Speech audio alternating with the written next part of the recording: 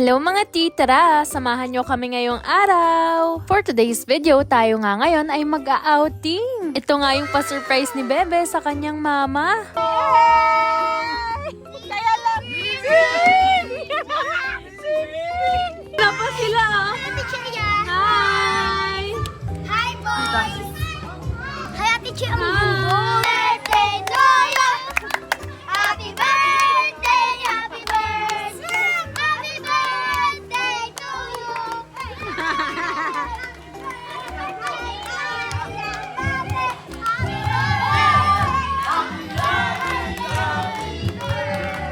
Ang sabi nga namin ay kakain lang kami sa labas para mag-celebrate nga ng birthday ni Mami Jo. Sa Japan pa nga lang kami, sabi ni Bebe Pau Pau, gusto niya daw i-surprise yung mama niya dahil hindi niya pa nga raw to nasusurprise ng ganito. Kaya syempre, full support tayo dyan mga ti. Nauna na nga pala sila sa amin dito. Kaya nga pagdating namin dito, nagsuswimming na nga yung mga bata. Pero hindi nga lang pala si Paulo yung nag-sponsor niyan. Share-share nga pala silang magkakapatid. Ay, niligaw eh. Baka hindi makarating. Niligaw pala.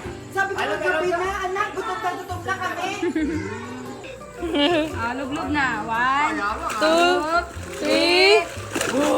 Wow! Nalunod na nga. At ito na nga yung staycation na nabook namin. Napakaganda nga nung interior ng resort na to. At napakalinis nga nung mga kwarto nila. Dalawang staycation kasi kaming pinagpilian, mga ti. Yung isa naman may parang ilog pa. Kaya lang parang sa tingin ko nga mas maluwag dito at mas malaki. Nung una nga akala namin scam lang dahil yung down payment nila 1K lang. Pero sabi ko nga sa kanya mukhang hindi naman. Kaya i-go niya na. At buti na lang talaga dito, mga ti, dahil tignan nyo, napakaganda talaga nung place nila. 15K nga to for 22 hours, kaya sobrang sulit na mga ti. At hanggang 25 packs nga yun. I-check nyo na nga lang yung FB page nila na Yas Cabana. Siya, kakanta muna tayo ng happy birthday. Happy birthday! Happy birthday to you! Happy birthday! Happy birthday! Happy birthday to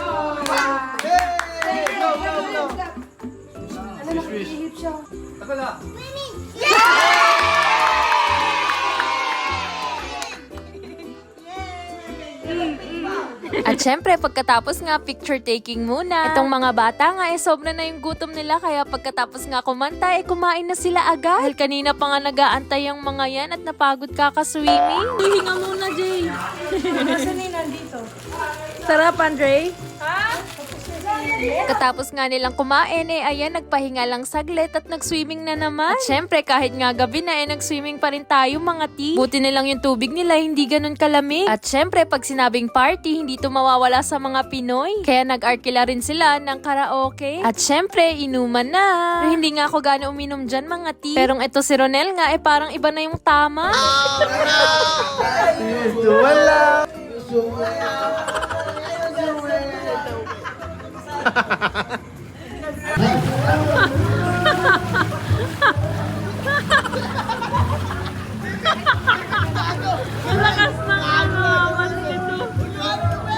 At ayan nga, kapag lasing na sila, lumulublob sila para mawala yung ama. Grabe mga ti, sobrang sumakit nga yung tiyan ko dito kay Ronel. Noorin nyo na nga lang kung bakit. Ella! Ayoko na! Oh! Munti ka na yung ulo! Ella! Ella! Oh, sige! Oh, itaas nyo na yan! Hindi na tatanggal yung amat siyo!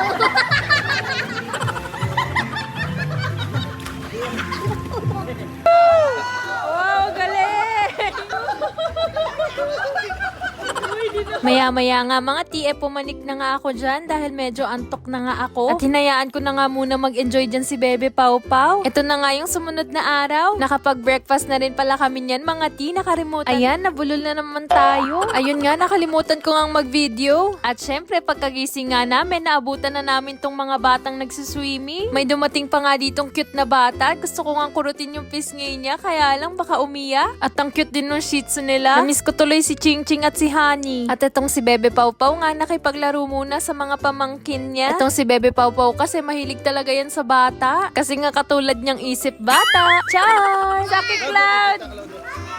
Ang daming ang mga bata dito sa family ni Pau Pau. Kaya sobrang sulit nitong swimming at nag-enjoy talaga yung mga bata. Pagkapahinga nga, andito lang ako sa terrace mga ti dahil tignan nyo nga yung view dito. Sobrang nakaka-relax talaga. Nag-chill lang ako dito saglit at naki-internet. Pagkatapos nga ayan, nagpalit na ako ng swimsuit. Feeling sexy yarn. Char! Ayan na nga yung bunga ng kakamukbang natin mga ti. Char! Tapos maya-maya nga umakyat nga dito si Bebe Sa at bigla niya nga akong dinuduyan dyan. Hindi ko na nga na-video mga ti pero dito nga sa sala, bigla na lang silang nanood ng mga old vlogs namin ni Pau. Nakakatuwa lang dahil itong mga pamangkin ni Pau ay nakasupport sa amin. Ganito pala yung itsura ng resort kapag daylight. Ang ganda, diba? Malay mo in the future, magkaroon din kami ng ganyan. Manifesting. O bago pa mangyari yon, magtatrabaho muna tayo ng mabuti. At first time ko nga lang rin makatikim nitong Contis na cake. Ang sarap pala nito at hindi ganun katamis. Nung pauwi nga kami, bigla nga umaambon na. Pero bago nga kami umuwi, nag-picture taking na muna kaming lahat. Yun lang for today's video. I hope you enjoyed this vlog. Thank you for watching. それじゃあ、またね